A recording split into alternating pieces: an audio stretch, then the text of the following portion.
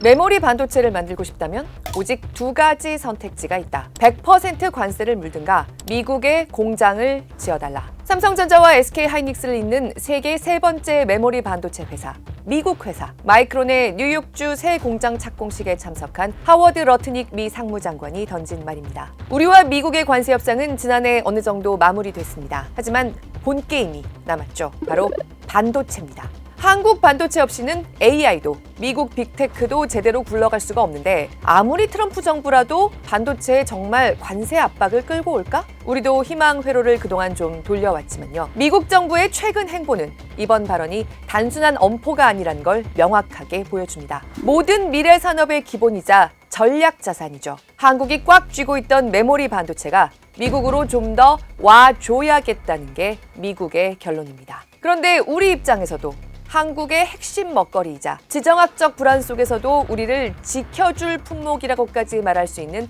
반도체 공장의 미국 흡수 가능성 어떻게 바라봐야 할까요? 지금 가장 궁금한 경제 이슈를 똑소리 나게 짚어드리는 똑소리 2 권혜리 기자입니다. 100% 관세를 내든가 미국에 오든가 어째서 이게 삼성전자와 SK하이닉스를 콕 짚은 말일 수밖에 없는가. 이 말이 나오기 전 이틀 동안 트럼프 정부의 반도체 포석을 보여주는 조치들을 먼저 봐야 합니다. 1월 14일 트럼프 대통령은 중국으로 수출될 AI 반도체에 25% 관세를 물리라는 호구문에 서명하는데요. 이건 1단계일 뿐이고 미국의 반도체 생산력을 끌어올릴 수 있게 투자하는 해외 기업들에게는 관세 우대가 있을 거다. 이런 화살표를 하나 같이 띄워놓습니다. 그리고 바로 다음 날 타이완과 미국의 관세 협의 내용이 발표됩니다. 타이완도 상호 관세는 한국처럼 15%만 내게 해주겠다. 대신에 타이완 정부와 기업들이 각각 2,500억 달러씩.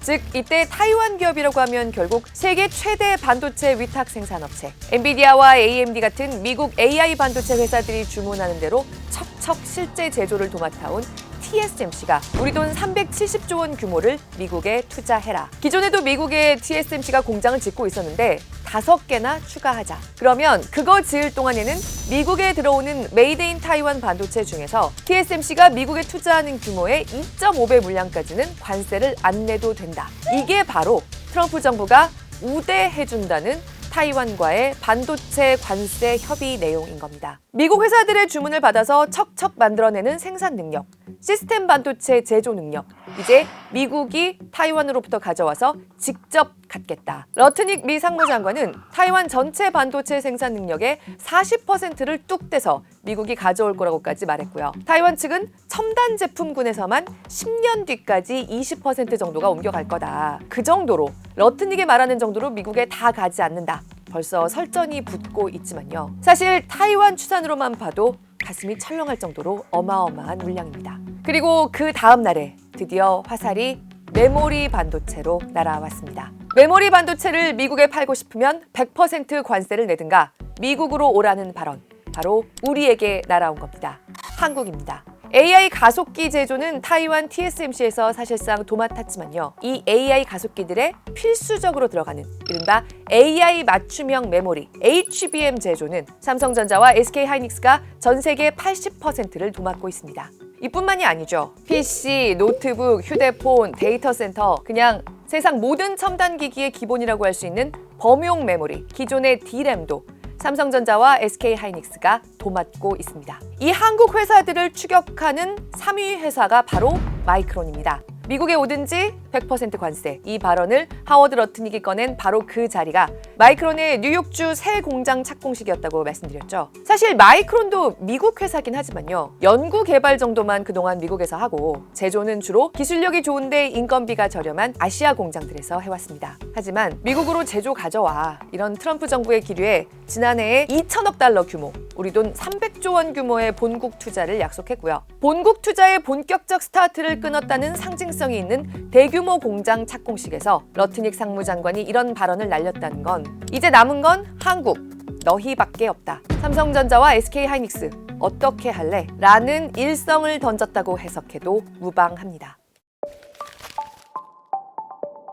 모두 아시는 것처럼 우리나라는 지난해에 미국과 무역 협상을 타결하면서 반도체에 대해서는 양쪽이 나눈 팩트시트에 좀 모호하게 원칙만 정리됐죠. 미국과의 반도체 교역 규모가 한국 이상인 국가보다 불리하지 않은 조건으로 대우해주겠다. 그런 나라는 타이완이죠. 이 얘기를 우리 입장에서 생각할 수 있는 가장 극단적인 시나리오로 옮겨보자면요. TSMC와 미국이 합의한 2,500억 달러짜리 투자. 장기적으로는 타이완 반도체 생산 능력의 40%까지 미국으로 옮기겠다고 하는 그 규모의 버금가게 한국도 옮겨야 하지 않겠냐는 얘기까지도 나올 수 있는 판을 미국이 지금 깔고 있다는 얘기입니다. 물론 한국과 타이완은 여러 가지로 상황이 달라서 방금 말씀드린 극단적인 시나리오까지 가기는 좀 어렵습니다. 미국과의 협상 카드가 반도체에 집중된 타이완과는 달리 우리는 트럼프 대통령이 취임 직후부터 제일 탐냈던 조선업 기술력을 비롯해서 카드가 좀 더 다양한 편이죠. 무엇보다도 지금 트럼프 정부가 반도체 만드는 것도 다 미국으로 가져와서 만들라고 드라이브를 거는 이유는 중국과 공급망을 분리해서 중국 빼고 미국의 패권과 자금력을 지키겠다는 게 핵심이죠. 그런데 트럼프 정부가 타이완에 대해서는 이 문제에 있어서 좀 불신이 생기고 있다는 것도 이 정도의 협상이 나오게 했다는 분석이 있습니다. 타이완에서 친중파로 분류되는 야당이 득세하면서 타이완은 트럼프 정부가 요구하는 만큼 국방비를 늘리지 못했습니다. 지금 보여드리는 게 지난해 미국 의회 조사국의 보고서인데요. 여기에도 타이완 사람들이 진짜로 중국에 대한 방위 의지가 절실한가? 좀 회의적으로 바라보는 시각이 드러나 있습니다. 미국이 요즘 타이완으로부터 이런 인상을 받다 보니까 타이완 반도체 생산 거점을 미국으로 좀 더 적극적으로 옮기게 했다는 겁니다. 무엇보다도 한국의 반도체 수출은 대부분 다른 나라들을 거쳐서 미국으로 가죠. 미국으로 직접 가는 물량은 8% 정도에 그치는 데다가 데이터 센터용 비중이 큽니다. 지금 AI 투자의 핵심은 데이터 센터를 늘리는 거고요. 아쉬운 건 미국이고 메모리 반도체 공급자인 삼성전자와 SK하이닉스가 수요 공급만 놓고 보면 지금 완전 우위입니다. 공급자 우위이기 때문에 D램 메모리 가격도 껑충 뛰어있는 상태죠. 이런 상황에 관세를 붙이겠다는 걸로 압박한다? 단기적으로는 사실 미국이 손해보겠다는 거나 다름없습니다. 하지만 중장기적으로는 결국 미국이 주도하는 AI 시대에 미국 공급망 안에서 자리를 확고히 해야 할 한국 반도체 산업으로서는 미국이 구상하는 대미 투자 수준을 내밀어 오면 이걸 무시할 수 없다는 게 문제입니다. 미국으로 제조까지 돌아간 미국 회사 마이크론 이름을 오늘 자꾸 말씀드리는 게요. AI 메모리 HBM 점유율에 있어서 마이크론이 SK하이닉스에는 크게 뒤져 있지만 사실 삼성전자와는 별 차이가 없습니다. 미국 입장에서는 미국으로 오라니까 얼른 들어오는 자국 회사를 팍팍 밀어주는 게 더 편하겠죠. 현실적으로 마이크론만으로는 앞으로도 오랫동안 삼성전자와 SK하이닉스 없이는 할 수 있는 게 많지 않기 때문에 미국도 우리를 압박할 판을 치밀하게 짜고 있는 거라고 말할 수 있습니다. 그럼 우리 기업들은 지금 어떤 상태냐? 삼성전자와 SK하이닉스 주주들은 이 상황을 어떻게 바라봐야 할까? 우리는 미국에서 메모리 반도체를 만들지 않습니다. 하지만 그것만 빼고는 이미 막대한 투자를 시작했죠. 삼성전자는 미국 텍사스주에 370억 달러 규모의 파운드리, 위탁 생산 반도체 공장을 거의 다 지었고요. SK하이닉스는 39억 달러를 들여서 인디애나의 첨단 패키징 공장. 이거는 AI 메모리 HBM을 말하자면 조립하는 후공정 공장입니다. 그 조립에 들어갈 반도체 부품, 웨이퍼를 찍어내는 제조 공장은 아닙니다. 그런데다가 지금 두 회사는 경기도 용인에 둘이 합쳐서 1,000조 원 가까운 막대한 투자 규모를 또 계획해 놓은 상태입니다. 여기서 미국이 투자를 더 하라고 한다? 삼성전자와 SK하이닉스를 가진 주주들 입장에서도 정말 미국 정부의 압박이 가시화될 경우에 특히 올해 11월 미국 중간선거를 앞두고 보여주기 위해서라도 휘몰아칠 경우에 단기적으로 주가가 출렁이는 걸 걱정해야 할 수 있습니다. 그런데 여기서 양사의 입장이 좀 미묘하게 갈리는 점은 있습니다. 사실 삼성전자는 메모리 반도체만 안 만들었다 뿐이지 텍사스에 진출한 게 벌써 20년째입니다. 공장 기반을 닦아놓은 게 있고요. 삼성전자가 텍사스주에서 여러 가지 세액 공제를 계속 받기 위해서 이미 2022년에 텍사스에 대한 장기 투자 계획을 주정부에 제출해 놓은 게 있습니다. 앞으로 20년 동안 2천억 달러, 300조 원 규모를 추가 투자할 수 있다. 반도체 공장 11곳까지 지을 수 있다. TSMC가 이번에 미국에 추가 투자하겠다고 약속한 돈의 규모만 놓고 보면 그거의 80%까지 되는 규모죠. 물론 장기 청사진을 제출한 수준이었지만요. 사실 삼성전자 입장에서는 기존에 검토에 넣었던 투자 계획이 있었고 이걸 우리 정부가 미국과 구체적인 반도체 협상을 시작해야 할 때 테이블 위에 올려놓을 수 있다는 겁니다. 그런데 SK 하이닉스는 지금 삼성전자가 미국에 공장을 짓고 있는 것보다 안 그래도 미국 투자 규모가 좀 더 적습니다. 그런데다가 AI 메모리 HBM에 있어서 떠오른 절대 강자가 지금 SK 하이닉스죠. 지금 메모리 반도체의 주인공, 미국에게도 관심의 초점이 되는 회사입니다. 게다가 SK 하이닉스가 용인에 투자하기로 한 규모가 600조 원이 있는데 미국 투자랑 여력을 나눠야 하는 상황까지 오게 된다면, 조정이 필요해진다면 SK 하이닉스라는 회사의 핵심 전략에 영향을 미칠 문제, 주주들이 주시해야 할 문제일 뿐만 아니라 한국 반도체 산업의 국내 활성화, 우리 먹거리, 우리 일자리를 국내에 유지하는 문제까지 엄청난 태풍이 몰아칠 수 있는 분위기가 미국 쪽에서 서서히 떠오르고 있는 상황입니다.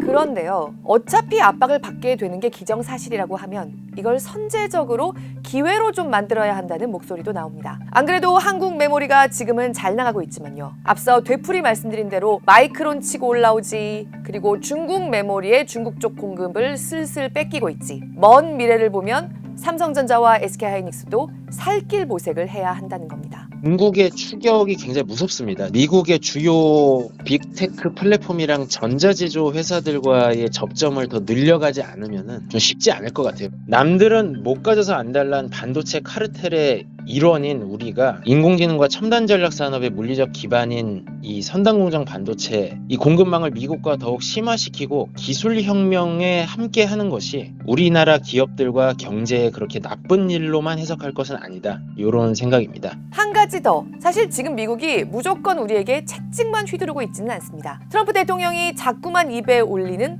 크고 아름다운 법안 들어보셨죠? As the one big beautiful bill. 이게 우리나라로 말하자면 핵심은 국세법을 뜯어 고친 겁니다. 미국의 반도체 공장을 지으면 투자에 대한 세액 공제율을 35%까지 올려놨습니다. 파격적인 규모의 감세, 세제 혜택입니다. 삼성전자와 SK하이닉스를 어떻게든 데려오고 싶은 미국 주정부들도 각종 혜택을 약속하고 있습니다. 지금 중국 반도체 회사들은요, 이익을 당장 내야 한다는 계산 같은 걸 할 필요도 없이 정부를 등에 업고 질주하고 있고요. 마이크론은 이 모든 미국 내 혜택을 독점하면서 미국 내 반도체 공급망에서 입지를 넓히는 게 아무리 삼성전자와 SK하이닉스가 지금은 그 모든 추격에도 불구하고 압도적인 우위에 있다지만 장기적으로도 괜찮을지 따져봐야 할 문제라는 겁니다. 게다가 사실 지금 추격자들은 이렇게 사생결단으로 뛰는데 국내 사정이, 국내에서 반도체에 공격적으로 투자하기에는 여건이 충분히 좋은가 따져볼 필요가 있다는 아픈 얘기까지 이어집니다. 첫째, 전력 문제 때문에 2년 안에 문제가 발생할 수 있을 것 같고요. 통전망이라든지 용수, 토지 보상 이런 문제들까지 겹치기 때문에 일본이나 미국은 착공 후에 2년 안에 다 가동이 들어가는 상황입니다. 근데 우리 용인 클러스터는 벌써 이야기가 나온 지 5년 정도가 되어 가는데도 아직 기초공사 수준에 머무르고 있는 상황이라서 미국이 메모리 반도체 이전에 대해 우리를 압박해 올 것은 사실상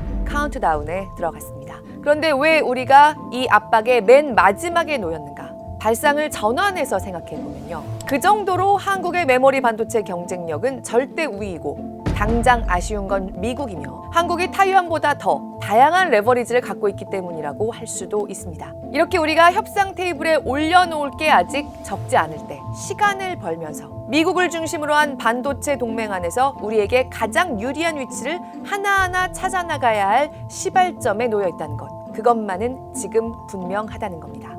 올해 지속적으로 전개될 걸로 보이는 반도체를 둘러싼 이 흐름, 똑소리 2에서 계속 밀착해서 짚어드리겠습니다.